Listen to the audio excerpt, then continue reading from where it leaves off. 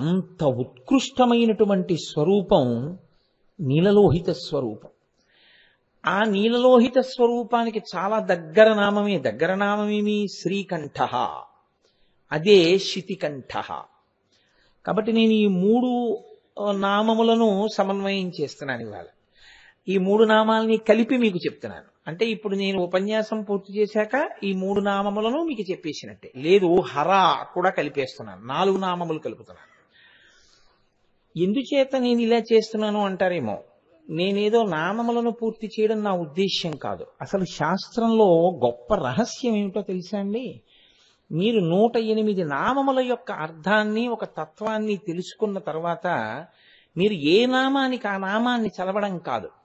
మీరు ఒక నామం పట్టుకుని ఆలోచిస్తుంటే ఆ నామమునకు అనుసంధానముగా దానికి సమన్వయమయ్యే నామాలన్నీ దాంట్లోకి వచ్చేసి అదొక దండ కింద కట్టాలి. ఇప్పుడు 108 నామములను ఎన్ని దండలుగా మీరు కట్టి ఈశ్వరుడు యొక్క మెళ్ళో వేయగలిగితే అవి మీరు వేసే నిజమైన రుద్రాక్షమాలలు, అవి మీరు వేసే నిజమైన తుమ్మిపూల మాలలు. దానికి పరమశివుడు ఎంతో ప్రీతి చెందుతాడు. ఈ ప్రయోగం చేత మీకు కూడా అది అలవాటు అవుతుంది. రేపు లలితా సహస్రం కానివ్వండి, విష్ణు సహస్రం కానివ్వండి, అలా దండ కట్టడం వస్తేనే మీకు నిజంగా అసలు సహస్రం అర్థమైంది అని గుర్తు, ఆ అష్టోత్తరం అర్థమైంది అని గుర్తు. లేకపోతే ఏమవుతుందంటే అది నామస్థాయిలోనే ఉండిపోతుంది. కొన్ని పేర్లని మీరు కంఠగతం చేసినట్లు అవుతుందంటే. నేను చూడండి 3 నామములను కలుపుతున్నానని హరహ కూడా కలుపుతున్నానన్నాను. ఎలా అన్నాను అంటే హరనామం ఇందులోకి తేవచ్చు, కుదురుతుంది అన్న స్ఫురణ ఒకటి నాకు కలిగితే కదూ నేను ఆ మాట అన్నాను. ఇప్పుడు మీరు ఉపన్యాసం అయిన తర్వాత మీరు ఇంటికి వెళుతూ ఇంకొకటి ఆలోచించవచ్చు, దీనిలోనికి ఇంకొక నామం కూడా వస్తుంది, చేర్చుకోవచ్చు అని. అలా 108 కలిపేయచ్చు కూడా, కలిపేసి ఆ దండ చేసేయచ్చు. అది మీరు ఎంత బాగా దండలు కట్టగలిగితే అంత గొప్పగా మీరు ఆ అనుభవాన్ని పొందుతారు. అందులో మీ మనసు పూనికని పొందుతుంది. కాబట్టి ఇప్పుడు నీలలోహిత రుద్రుడు బ్రహ్మగారిని అనుగ్రహించడానికి హోమగుండంలోంచి ఆవిర్భవించినవాడు. ఆవిర్భవించినవాడు అంటే అంతకుముందు లేనివాడు అని మాత్రం మీరు అనుకోకూడదు. అది శివుడే ఆ రూపంతో వచ్చాడు. ఆయనే కృష్ణార్జునులను పాశుపతాస్త్రంతో ఒక బ్రహ్మచారి రూపంలో అనుగ్రహించాడు. ఆ శివుడే, ఆ నీలలోహిత రుద్రుడే లోకమునంతటినీ కూడా ఒక పెద్ద ఉపద్రవంలోంచి రక్షించాడు. అయితే ఇది మీరు అనుసంధానం చేసుకుంటే మాత్రం, ఇప్పుడు చెప్పబోయే వృత్తాంతాన్ని మీరు అనుసంధానం చేస్తే నీలలోహిత రుద్రుణ్ణి మీ జీవితంలో ప్రతి క్షణం ఎలా ఉపయోగించుకోవచ్చో, మీ మనసుకు ఆయన ఎలా ఉపకారం చేస్తారో మీకు అర్థమవుతుంది. అది మీరు పట్టుకోగలిగారనుకోండి, మీ జీవితానికి ఉండేటటువంటి గమనము వేరు, మీ జీవితంలో వచ్చేటటువంటి అభ్యున్నతి వేరు. అది కేవలం శివుడి యొక్క వైభవం, ఆయన ఈ పని చేశాడు అని మాత్రమే మీరు అనుకుని విడిచిపెట్టగలిగారు అనుకోండి, అప్పుడు ఏమవుతుందో తెలుసా అండి? అది కాలమునందు జరిగిన ఒక సంఘటన. మీరు తేడా పట్టుకోగలిగారో లేదో. శివుడు ఈ పని చేశాడు అని నేను అన్నాను అనుకోండి, ఓహో శివుడు అంత గొప్ప పని చేశాడు అని మీరు అనుకుని నేను అనుకుని వెళ్ళిపోయాం అనుకోండి, అప్పుడు అది భూతకాలమునందు అంటే గడిచిపోయిన కాలంలో జరిగినటువంటి ఒక గొప్ప సంఘటన. అయితే అలా స్మరించడం తప్ప అంటే ఒక్కనాటికి తప్పు కాదు, చాలా మంచి పని.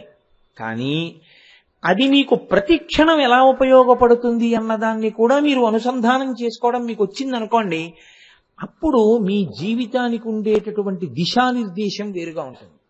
మీరు లోపల మిమ్మల్ని మీరు పరిశీలించుకోవడం మీకు అలవాటు అవుతుంది. అదే మనుష్య జన్మ యొక్క ప్రయోజనాన్ని సాధిస్తుంది. కాబట్టి ఇప్పుడు మీరు కొంచెం జాగ్రత్తగా వినే ప్రయత్నం చెయ్యండి. ఈ నీలలోహిత శబ్దం ఎక్కడి నుంచి ఎక్కడి వరకు వెడుతుందో నేను మీకు కొంచెం వివరణ చేసేటటువంటి ప్రయత్నం శివానుగ్రహంతో చేస్తాను. ఒకానొకప్పుడు దేవతలందరూ కలిసి పాలసముద్రాన్ని చిలికారు. అది లోకోపకారం. ఎందుకు లోకోపకారం అని నేను అంటున్నానంటే, వాళ్ళు చిలకడం లోకోపకారం అని నేను అంటలేదు. ఆ వాళ్ళు చిలికినప్పుడు వచ్చిన ప్రమాదాన్ని శివుడు గట్టెక్కించడం లోకోపకారం. ఎలాగో తెలుసా అండి? వాళ్ళెందుకు చిలికారు పాలసముద్రాన్ని? అమృతం కోసం వాళ్ళు చిలికారు. అన్యథా వాళ్ళు ఇంకొక వస్తువుని కోరుకున్నవారు కారు. అమృతం కోసం చిలికితే అనుషంగికంగా కొన్ని వస్తువులు వచ్చాయి.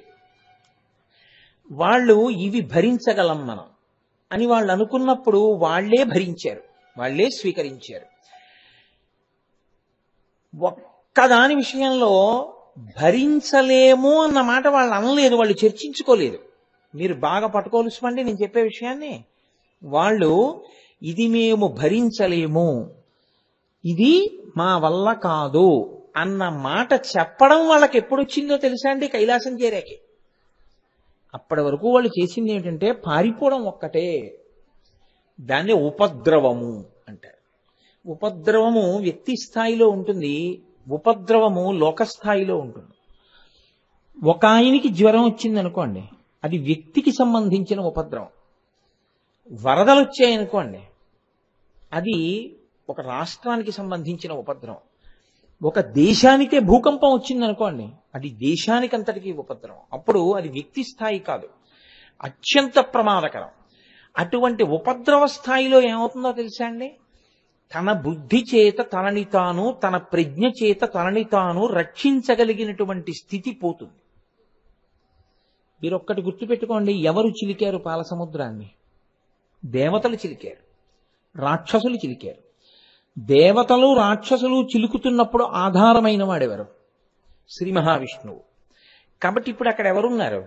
దేవతలున్నారు, రాక్షసులున్నారు, విష్ణుమూర్తి ఉన్నారు, బ్రహ్మగారు కూడా ఉన్నారు, చతుర్ముఖ బ్రహ్మగారు కూడా ఉన్నారు. అంటే ఇప్పుడు లోకమునకు రక్ష చేస్తారని మీకు వ్యక్తి స్థాయిలో ఉపద్రవం వచ్చినా, దేశ స్థాయిలో ఉపద్రవం వచ్చినా, ప్రాదేశిక ఉపద్రవం వచ్చినా, అందరం ఎవరిని ప్రార్థన చేసి రక్షించమని అడుగుతామో వాళ్ళందరూ అక్కడే ఉన్నారు కదండి. ఇప్పుడు అగ్ని సంబంధమైన ఉపద్రవం వచ్చిందనుకోండి, ఉపశాంతి చెందమని అగ్నిని కోరుతాం. నీటి సంబంధమైన ఉపద్రవం వచ్చిందనుకోండి, వరుణుణ్ణి కోరుతాం. దివ్వు అంటే ప్రకాశించడం, దేవతలు అనుగ్రహిస్తారు. ఆ దేవతలందరూ అక్కడే ఉన్నారు. ఎందుకున్నారు? వాళ్ళకే ఓ అనుగ్రహం కావలసి వచ్చింది, అమృతం. ఇప్పుడు వీళ్ళకి సహకరించడానికి శ్రీ మహావిష్ణువు మందరపర్వత రూపంలో అక్కడే ఉన్నారు. వీళ్ళందరికీ సలహాలు చెప్పేటటువంటి చతుర్ముఖ బ్రహ్మగారు అక్కడే ఉన్నారు. వీళ్ళందరూ అసలు ఇదేమిటి ఇదొచ్చిందని మాట్లాడుకోవడానికి వీలు లేని రీతిలో పారిపోయారు. పారిపోయేటప్పుడు మాత్రం మీరు ఒకటి గుర్తుపెట్టుకోండి, పారిపోయేటప్పుడు కొంచెం బుద్ధి పనిచేసింది. ఇప్పుడు మనం ఇలా ఎక్కడికి పారిపోతామని, ఎక్కడికి పారిపోతే మంచిది అనుకున్నప్పుడు, ఇప్పుడు హఠాత్తుగా పులి వచ్చింది అనుకోండి, ముందు పరిగెడతాడు. పరిగెడుతూ ఉండగా ఇంకా పులి కూడా వచ్చేస్తోందంటే అప్పుడు ఏం ఆలోచన వస్తుంది? పులి ఎక్కలేంది నేను ఎక్కగలిగింది ఏమైనా ఉందా? ఇలా పరిగెత్తడం కన్నా చెట్టు ఎక్కేస్తాడు అప్పుడు కదండి. ఇక పులి తన దగ్గర, పులి చెట్టు ఎక్కలేదు. అలా వాళ్ళకి పరిగెడుతున్నప్పుడు వచ్చింది ఆలోచన, మనందరినీ రక్షించే స్థానం ఏదైనా ఉందా అంటే ఇప్పుడు మీరు ఒకటి గుర్తు పెట్టుకోవాలి. క్షీరసాగర మథనంలో సమస్త దేవతలకు, సమస్త రాక్షసులకు, విష్ణువుకు, బ్రహ్మకు కూడా రక్షక స్థానం ఏదో అక్కడికి వాళ్ళందరూ చేరినారు కదా. అది నిర్ద్వంద్వం ఇంకా అందులో. కాబట్టి అందరూ అక్కడికే పరిగెత్తారు. కాబట్టి పాలసముద్రాన్ని చిలుకుతున్నప్పుడు ఏమైంది?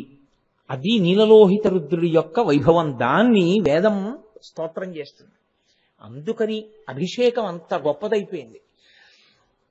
అందులో అంటారు ఆయన, ఆ పాలవెల్లి లోపల అప్పటికప్పటికి మందరాగము తిరిగెన్, చప్పుడు నిండెన జాండము చెప్పిడిదే మధుని చెవులు చిందరగొనియన్.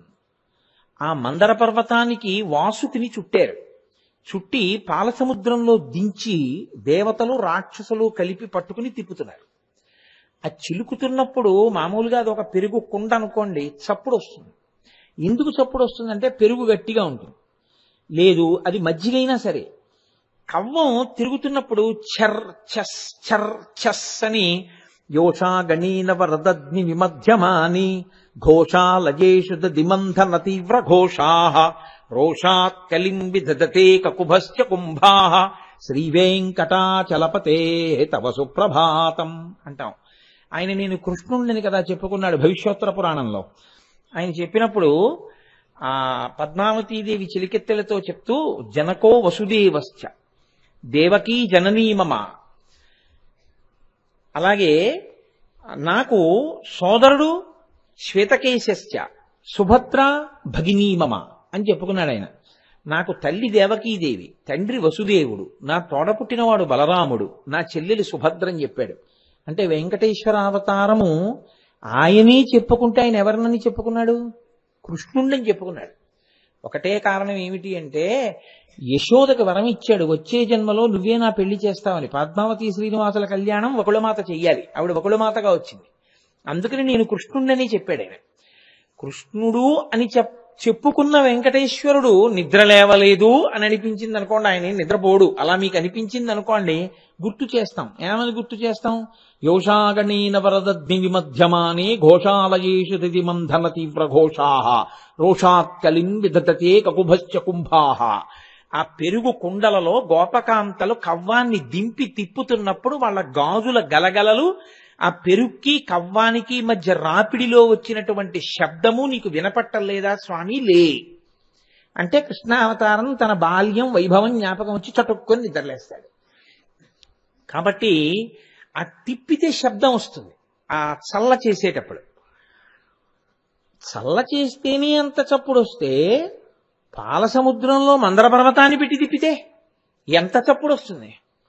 యోగ సమాధిలో ఉన్నటువంటి బ్రహ్మగారు ఉలిక్కిపడ్డారు. ఉలిక్కిపడి ఆయన వచ్చారు. వచ్చి ఏమిట్రా ఈ చప్పుడు, అదుని చెవులు చిందరగొనియన్, మాట వినపట్టలేదుట. అంత పర్వతం తిరుగుతోంది కదండి, ఏమిట్రా ఈ అల్లరంతా అని ఆయనకే చెవులు చిల్లులు పడిపోయినట్టుగా అనిపించి అంత చప్పుడు వస్తుంటే ఆయన కూడా అక్కడికి వచ్చాడు.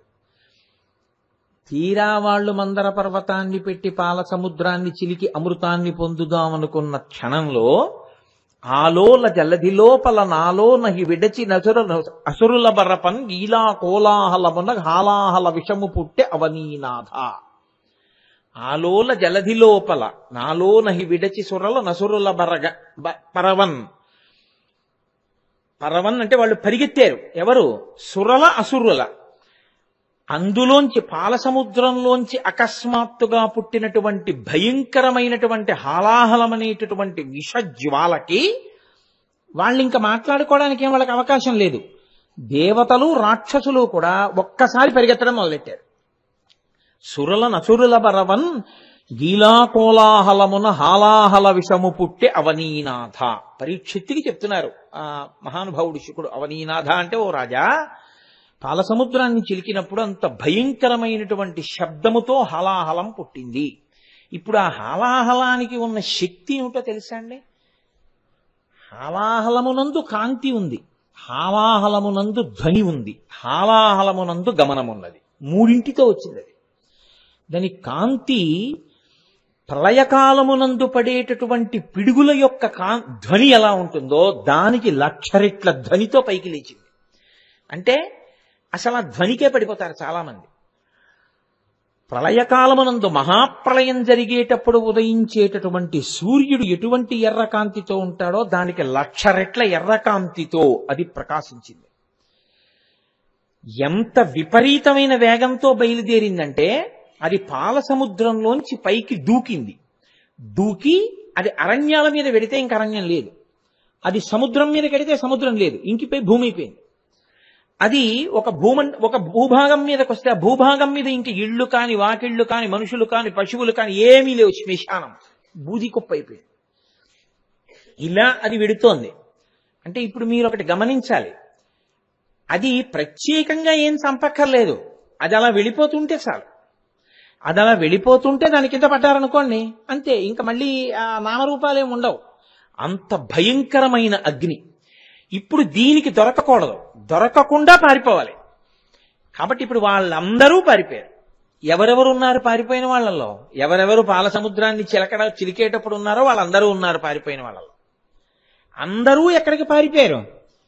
శని కైలాసముజొచ్చి శంకరుని వాసద్వారముంజేరి ఈశుని దవ్వారికు లడ్డుపడ్డ చను మంచుంజొచ్చి కుయ్యో మొర్రో విను మాలింపుము చిత్తగింపుము దయన్ వీక్షింపుమన్ సంభుజానన ముఖ్యుల్కని రక్త రక్షణ కళా సంరంభునిన్ శంభునిన్ అన్నారు. వాళ్ళు శని కైలాసముచ్చొచ్చి, వాళ్ళు కైలాస పర్వతం దగ్గరికి వెళ్ళి ఏదో అత్యంత వినయంతో వెళ్లి అమలం కమలోద్భవ గీత గుణం సమతం సమదాసురనాశకరం రమణీయ రుచిం కమనీయతనం నమస్సాంబ శివం నతపాపహరం అంటూ ఏం నించోలేదు వాళ్ళు. పరిగెత్తుకుంటూ వెళ్లి కైలాస పర్వతంలో ఉన్నటువంటి పరమశివుని యొక్క హర్మ్యమునందు దూరిపోయారు. ఒకడొస్తే ద్వారపాలకులు అడ్డు పెడతారు, ఇద్దరు వస్తే అడ్డు పెడతారు, 100 మంది వస్తే అడ్డు పెడతారు. చతుర్ముఖ బ్రహ్మగారితో సహా శ్రీ మహావిష్ణువుతో సహా అందరూ ఆ శూలాలు తోచేసి లోపలికి దూరిపోతుంటే వాళ్ళు ఏం చేస్తారు? ఈశుని దవ్వారికులు అడ్డుపడ్డా అంతమంది పారిపోయి వచ్చేస్తుంటే వాళ్ళన్నారు, చాలా మంది వచ్చేస్తున్నారు, రండి రండి అన్నారు. మిగిలిన వాళ్ళందరూ వచ్చారు. ఇక్కడ అదేం వెళ్ళడం, ఆగండి ఆగండి, పిలుస్తాం, శంకరుడికి చెప్తాం, మీ అందరు వచ్చారని. ఏమిటి అలా పరిగెడుతున్నారు అని ఆపబోయారు. వాళ్ళు వీళ్ళని తోసేసి లోపలికి వెళ్ళిపోయి, అంటే వాళ్ళకి రక్షక స్థానం అది, అక్కడ ఉన్నాడు రక్షించేవాడు. శని కైలాసము చొచ్చి శంకరుని వాసద్వారముంజేరి, లోపలున్నాడు శంకరుడు, పార్వతీదేవితో కలిసి ఉన్నాడు. అక్కడ దాకా వెళ్ళారు. ఇంకా లోపలికి వెళ్ళిపోకూడదు, బాగుండదు, ఆయన ఆగ్రహిస్తాడు. హాలాహలాన్ని నిర్జించగలిగిన వాడు, స్వీకరించగలిగిన వాడు, తమని రక్షించగలిగిన వాడు లోపల ఉన్నాడు. ఆయనకి ఆగ్రహం వస్తే ఇహ రక్షించేవాడు లేడు. మీరు బాగా పట్టుకోవాలి. అక్కడ హాలాహలము నుండి రక్షించగలిగిన వాడు ఉన్నాడు. ఇప్పుడు అమర్యాదగా లోపలికి వెడితే ఆయనకే కోపం వచ్చిందనుకోండి, ఇహ ఆ పైన రక్షించేవాడు లేడు. కాబట్టి ఆగిపోయారు అక్కడ. ఇప్పుడు ఆయన కోపం రాకూడదు. కాబట్టి శని కైలాసము జొచ్చి శంకరుని వాసద్వారముంజేరి, ఈశుని దవ్వారికు లడ్డుపడ్డ తలమంచుంజొచ్చి, కుయ్యో మొర్రో విను మాలింపుము చిత్తగింపుము దయన్ వీక్షింపుమన్ సంభుజానన ముఖ్యుల్. బ్రహ్మగారితో సహా అందరూ అక్కడ నిలబడి యథార్థంగా తెలుగులో బాగా ఆర్తితో ఉన్నవాడు అనేటటువంటి మాటలనే పద్యంలోకి పడిపోయి, కుయ్యో మొర్రో విను మాలింపుము చిత్తగింపుము దయన్ వీక్షింపుమన్ సంభుజానన ముఖ్యుల్ కనిరర్థరక్షణ కళా సంరంభునిన్ చెంభునిన్. అలా పిలిస్తే వస్తాడా? వచ్చి తీరుతాడు. ఎందుకో తెలుసా? ఆర్తరక్షణ కళా సంరంభునిన్, అది హరహ. నేను అందుకని హర శబ్దం కలుస్తుంది అనడానికి కారణం అది.